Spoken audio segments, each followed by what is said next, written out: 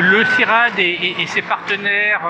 malgaches à Madagascar donc travaillent depuis maintenant 5 ou 6 ans sur cette espèce de poivre sauvage qui s'appelle cypérifère en malgache, qui veut dire la plante qui soigne, la plante qui cicatrise. C'est une plante que les malgaches connaissent depuis très très longtemps, qui est inscrite dans leur pharmacopée traditionnelle et qui n'était pas considérée comme un condiment mais plutôt comme une plante ayant des vertus curatives, en particulier des vertus de cicatrisation. Et le déclenchement s'est passé dans les années 2000 peut-être, ou 2005, je ne sais pas exactement, où c'est une période à laquelle des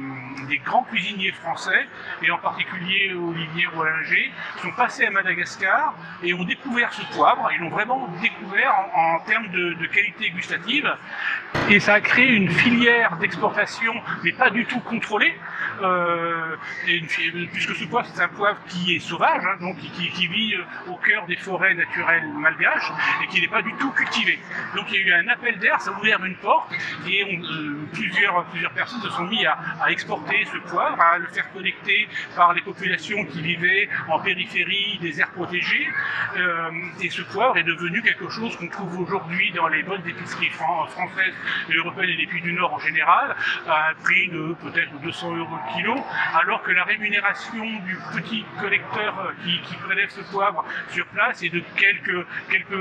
dizaines de centimes d'euros peut-être. Donc voilà. Et donc le phénomène corollaire à ça, c'est que la collecte est une collecte très destructive, puisqu'il n'y a pas de précaution de prise, et qu'aujourd'hui,